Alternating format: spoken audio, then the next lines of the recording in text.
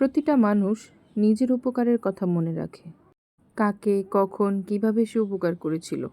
কিন্তু মানুষ এটা মনে রাখে না যে কখনো সেও কারো দ্বারা উপকৃত হয়েছিল। আসসালামু আলাইকুম। লাইফ ক্যাপ্চারে আপনাদের সবাইকে স্বাগতম। কেমন আছেন আপনারা সবাই? আমরা সবাই আলহামদুলিল্লাহ ভালো আছি। চলে এলাম বরাবরের মতো নতুন আরও একটি ব্লগ নিয়ে। আশা করছি শেষ পর্যন্ত সবাই সাথেই থাকবেন। আর বরাবরের মতো আজকের ব্লগটাও রাত থেকেই শুরু করছি। এখানে আমি রাতের জন্য রান্না করছি। আর ভিডিও শুরু থেকে দেখেই নিয়েছেন যে আমি পেঁয়াজ ভেজে আদা রসুন লবণ হলুদ আর মরিচ দিয়ে মশলাটা কষিয়ে নিয়েছি। তারপর কষানো মশলাটার ভিতরে কাটা টমেটো আর মাছগুলো আমি দিয়ে দিচ্ছি, দিয়ে খুব ভালোভাবে কষিয়ে নেব। আর আজকের রান্নাতে আমি অন্য দিনের তুলনায় তেল আর মশলা খুবই অল্প পরিমাণে দিয়েছি, কারণ জান্নাতের বাবা অসুস্থ, তাকে ডাক্তার দেখিয়েছি। ডাক্তার তাকে কম তেল মশলাযুক্ত খাবার খেতে বলেছে, তাই একটু ট্রাই করছি কম তেল মশলা রান্না করার জন্য। এখানে আমি মাছগুলোকে খুব ভালোভাবে কষিয়ে এখানে পরিমাণ মতো গরম পানি দিয়ে দিচ্ছি। এখন মাছটা প্রায় আমার হয়ে এসেছে। আমি এখানে ধনিয়া পাতা কুচি দিয়ে দিয়েছি, দিয়ে আমি আর একটু সময় রেখে তারপরে নামিয়ে ফেলবো। এই যে আমার মাছ রান্নাটা হয়ে গেছে। তারপর আমি আরেকটা কড়াই দিয়ে দিয়েছি, দিয়ে এখানে পেঁয়াজ কুচি দিয়ে ভেজে নিচ্ছি। দিয়ে আমি একটু লবণ দিয়ে দিয়েছি। লবণ দিয়ে পেঁয়াজটা ভাজলে হয় কি, পেঁয়াজটা খুব তাড়াতাড়ি নরম হয়ে যায়। তারপর এখানে আমি ছোট চিংড়ি মাছ দিয়ে দিচ্ছি। চিংড়ি মাছগুলোকে দিয়ে আমি একটু ভেজে নিচ্ছি। ভেজে তারপর মশলাগুলোকে দিয়ে দেব। আমি আজকে খুব তাড়াহুড়োর মধ্যে রান্নাগুলো করছি, কারণ বিকেলে বাসায় ছিলাম না, একটু বাইরে গিয়েছিলাম। আর আস্তে আস্তেও একটু দেরি হয়ে গিয়েছে। আর রান্না করছি আর ঘরের বাদবাকি কাজগুলোও করছি। এখানে আমি হলুদ আর মরিচের গুঁড়ো দিয়ে একটু পানি দিয়ে কষিয়ে নিচ্ছি। এখানে আমি লাউ রান্না করব এর জন্য। আর এই তো আমার মশলাটা কষানো হয়ে গেছে। আমি এখন লাউগুলোকে দিয়ে আর একটু কষিয়ে নিব। আর এতক্ষণ যাবত ধৈর্য ধরে যারা আমার ভিডিওটি দেখছেন কিন্তু একটি লাইক দেননি, প্লিজ একটি লাইক দিয়ে আমার ভিডিওটি দেখা কন্টিনিউ করুন। আর যারা আজকে নতুন আমার ভিডিওটি দেখছেন, আমার ভিডিওর কোনো অংশ বা আমার কোনো কথা যদি আপনাদের কাছে ভালো লেগে থাকে, তবে আমার চ্যানেলটি সাবস্ক্রাইব করে আমার সাথেই থেকে যেতে পারেন। আর আমার আজকের ভিডিওর ভালো এবং মন্দ দিকগুলো আমাকে কমেন্টস করে জানাতে পারেন। আর ওই যে বলেছিলাম যে বাইরে গিয়েছিলাম, তো আমি বিকেলে বাবার বাসায় গিয়েছিলাম মাকে দেখার জন্য। ওখান থেকে আসার সময় জান্নাতের বাবার এই ওষুধগুলো নিয়ে এসেছি। তো ওনার রেগুলার যে ওষুধগুলো আমি এক পাতা করে রেখে বক্সে ভরে নিচ্ছি, আর বাকিগুলো আবার রেখে দিচ্ছি। একটা শেষ হলে আবার একটা বের করে নিব। আর এখানে জান্নাতের বাবাকে 2 বেলা রুটি খেতে বলেছে, আর সেটা হচ্ছে লাল গমের রুটি, লাল আটার রুটি যেটাকে বলে ওইটাই। তাই আমি এখান থেকে 2 প্যাকেট নিয়ে এসেছি স্বপ্ন থেকে আসার সময়। আর এখান থেকে কিছু সবজিও নিয়ে এসেছিলাম আসার সময়। আর জান্নাতের বাবাও বাসায় চলে এসেছে। আর এখন আমি সবজিগুলোকে খুব ভালোভাবে গুছিয়েও রাখতে পারছি না।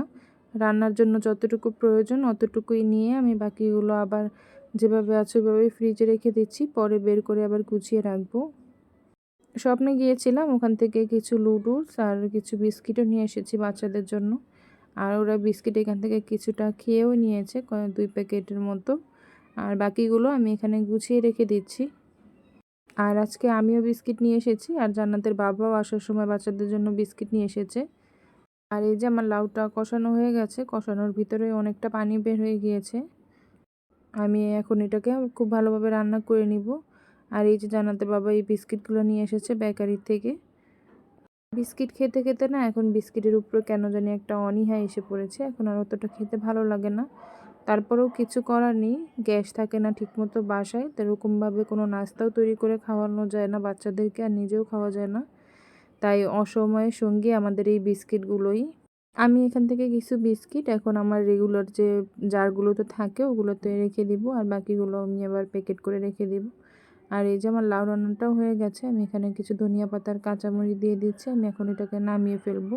আসলে আমাদের বাংলাদেশের অবস্থা খুবই ভয়াবহ, নিউজ দেখলেই খুবই খারাপ লাগে। তারপরেও এই জিনিসটা ভালো লাগে যে আমাদের বাংলাদেশের মানুষ এখন একতাবদ্ধ হয়ে গেছে।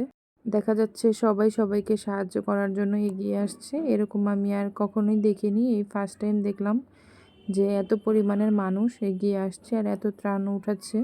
সব সময়কার আর দুর্যোগের সাথে আমাদের আল সুন্নাহ ফাউন্ডেশন এটা তো আছেই, সাথে সাথে টিএসসি থেকেও ছাত্ররা যে পরিমাণে ত্রাণগুলো উঠাচ্ছে।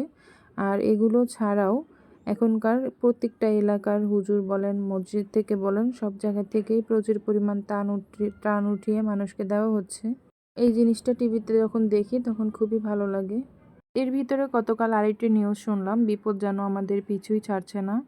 ডুম্বুর বাঁধের পাশাপাশি ফারাক্কার বাঁধও খুলে দেওয়া হয়েছে। আল্লাহই ভালো জানে যে আমাদের বাংলাদেশের অবস্থা সামনের দিকে কেমন হবে। তারপরেও আল্লাহর উপরে আমাদের ভরসা আছে, আল্লাহ উত্তম ফয়সালাকারী। উনি চাইলে উনার রহমতে সব কিছু খুব তাড়াতাড়ি আবার ঠিক হয়ে যাবে। আমি বিস্কিটগুলোকে ছোট ছোট বয়ামে ভরে রেখেছি, কারণ দেখা যায় খাওয়ার সময় বাতাস ঢুকলে সবগুলো বিস্কিট নষ্ট হয়ে যাবে। ছোট বয়ামে থাকলে তাড়াতাড়ি শেষ হয়ে যায়, সেই ভয়টা থাকে না। আর আমি এর আগে দেখিয়েছিলাম যে আমার অ্যালোভেরা গাছটা মরে গেছে। তো আমার ভিডিও দেখে পাশের বাসার যে আপা আছে আমার, উনি আমাকে অ্যালোভেরা গাছগুলো দিয়েছে, আমি আবার ওই টবটার মধ্যে লাগিয়ে নিয়েছি। আসলে উনি খুব ভালো মনের মানুষ। রক্তের কোনো টান না থাকা সত্ত্বেও যে মানুষ মানুষকে এতটা আপন ভাবতে পারে, সেটা ওনাদের মতো মানুষের সাথে মিশলেই বোঝা যায়। উনি শুধু এই অ্যালোভেরা গাছ না, ওনার সাথে আমার সাথে যোগাযোগ হয় ওনার জানালা দিয়ে আর আমার বারান্দা দিয়ে। উনি হচ্ছে পাশের বাসার বাড়িওয়ালা আর আমি হচ্ছে পাশের বাসার ভাড়াটিয়া। ওনার আমার সাথে কথা না বললে ওনার কিছুই হবে না, কিন্তু উনি খুব ভালো মনের মানুষ, তাই আমার সাথে কথা বলে, জান্নাতের সাথে কথা বলে। আসলে আমার মেয়েটাকে খুব আদর করে উনি।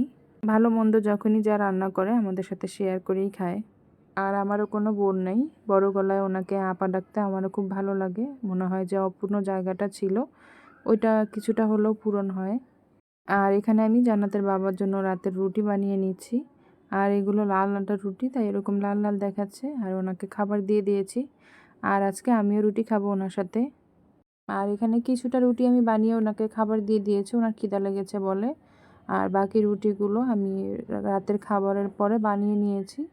আর এখন আমি সবগুলো রুটি রেখে দিচ্ছি। আমি একটা পলি আর একটা রুটি দিয়ে সবগুলো রুটি এভাবে ডিপ ফ্রিজে রেখে দিব। যেহেতু এখন প্রতিদিনই রুটি খাওয়া হবে, তো রুটি তো আর প্রতিদিন বানাতে ভালো লাগে না, তাই এভাবে রেখে দিচ্ছি।